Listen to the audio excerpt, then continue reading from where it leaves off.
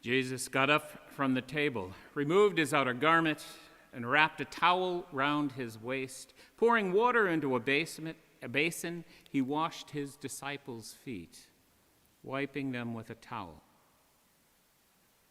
Peter said to him, "Lord, you shall never wash my feet." And Jesus replied, "If I do not wash you, you can have nothing in common with me." Each year we pause and reflect on Holy Thursday, on this transformative moment in the life of the disciples, this moment when Jesus speaks loudly in a very simple gesture, both servile and intimate, washing the feet of another. In his day and in ours, the gesture is clearly an act of servitude.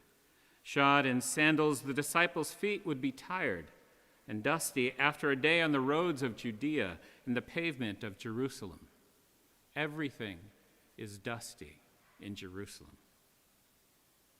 While hosts might offer a basin of water to refresh one's face and hands, the offer to wash one's feet was rare. Such a washing was never done by the host, but by a lowly servant or a slave. And yet here is the disciples' rabbi, their master, stooping to rinse their feet and dry them with his own hands. How did they feel? Confused? Embarrassed? Revolted? Get up. Please don't do this. Surely not my feet, Lord. Please don't do that.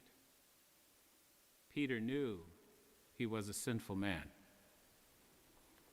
If I do not wash you, you can have nothing in common with me.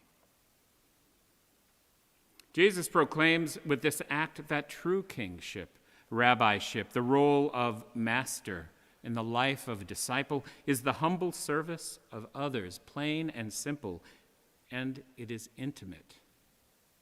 It is relational. If we have and we all have a strange relationship with feet. They are the workhorse of the body. We regard them with a mix of indifference, often paying them no mind at all, and revulsion. We are embarrassed by our hammer toes and off-colored nails. We hide our bunions and cover our calluses. Our feet are rarely part of our daily interaction with others.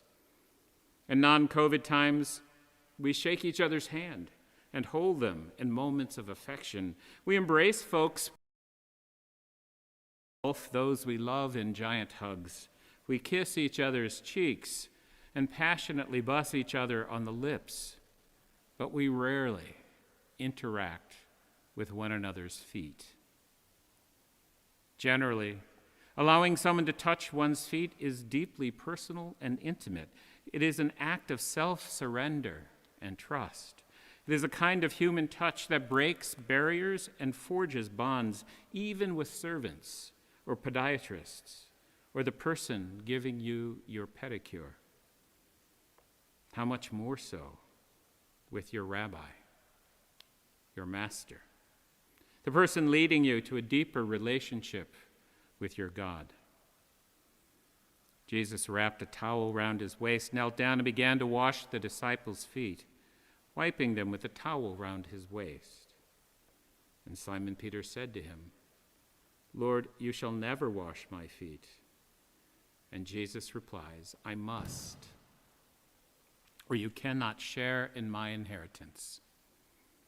Jesus loved God unreservedly. He preached a God of love who sought to release captives, give sight to the blind and hearing to the deaf, who wanted the cripple and lame to leap wildly with joy. From the moment that the voice from heaven proclaimed him as son when he emerged from the waters of baptism and his intense 40 days of prayer in the desert, Jesus proclaimed the desire of his heavenly Father to enter into a profoundly intimate relationship with each of us, with all of his people. He taught about faith in God, and he taught his disciples the practice of faith, how to embrace it, how to live it. And this comes to a telling crescendo when the master kneels before his disciples and washes their feet. "Yes, Peter, I am going to wash your feet. I'm going to teach you what love looks like. I'm going to embody the depth of cherishing another, all others. I'm going to enflesh true devotion to God by the gentle washing and drying of the lowliest part of each human person. Today, Jesus abases himself to wash his disciples' feet. Tomorrow, he will empty himself completely out of love for his Father and for each and every one of us, pouring himself out for all the world. The Father put everything into his hands, and Jesus put those hands into a basin of water and washes the feet of sinful, broken humanity, the feet of men who will deny him and run away, the feet of men and women who are not worthy of his ministrations, yet whom he loves without hesitation or reserve. Jesus turns to Peter, and he turns to us. And looking at us with affection, he missions us for service. If I, your Lord and Master, wash your feet, you must now wash each other's feet. Love as I have loved. In John's Gospel, the foot washing is the principal action, the sole action, really, at the Last Supper.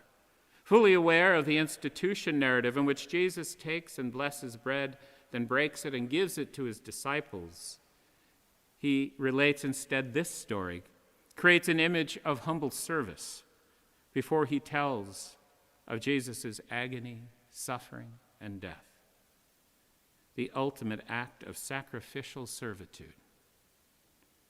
John's telling of the washing of the disciples' feet tells the same story as the breaking of the bread.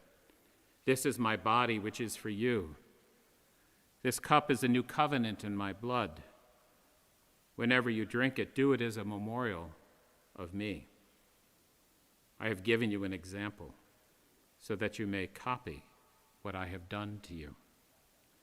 As we gather at this celebration of the Lord's Supper, do we appreciate what Christ has done for us? Do we grasp the depth of his love, his self-donation for our release from bondage, his deep desire that we be set free from the effects of sin and its life-sapping power? He knelt before us to wash our dirty feet and to gently wipe them dry with his own hands, hands that would soon be marred and torn apart by the piercing iron of nails. He gave his very body, his entire being, that God may know the fullness of human love, and that love may transform our lowly state, make us true children of God and his intimate disciples. As we gather at this celebration of the Lord's Supper, do we appreciate what Christ still does for us, becoming ever present when we gather together in his name, feeding us on his flesh and blood, that we may be nourished and strengthened for our earthly mission, filling us with his abiding spirit, that we might reject sin and the devil's lure, and see the needs of the world and those around us, ever ready to proclaim the good news, ever ready to preach a God of love who longs to release captives, give sight to the blind and hearing to the deaf, who want the crippled and lame to leap wildly with joy, all through the healing efforts of we who believe. Are we ready to lay our lives, our hopes, our dreams across the altar of salvation, offering ourselves as Christ did to God, to be taken, blessed, broken, and poured forth for the life of the world? Every time we eat this bread and drink this cup, we proclaim his death, and we offer our own, wedding our lives to his, our service to his, our hope to his. Having had our feet washed by the servile yet intimate touch of Christ, we offer our lives to God, offering ourselves to be foot washers, ever willing and ready to wash the feet of one another. We may fall off the way sometimes and into the gutter and the mud, but Jesus is there to wipe our feet once more, inviting us back into his inheritance, into communion with him and his Father, sending us forth on mission to do the same to all that we meet. That is the mandatum, the mandate we receive. Go and do the same.